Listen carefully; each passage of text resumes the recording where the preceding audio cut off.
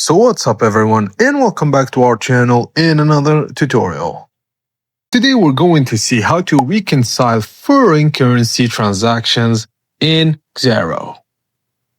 So firstly, when the payment clears your actual bank, the transaction will appear on your Xero reconciliation screen in your base currency, for example GBP, because that is what actually left your account.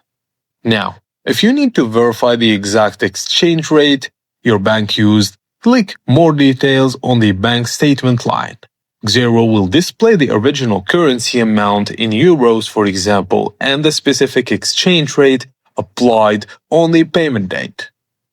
Now use the Find and Match tool. Xero will calculate the exchange rate difference between the day you entered the euro bill and the day you actually paid it, and it will automatically post the difference to your realized currency gains or losses account.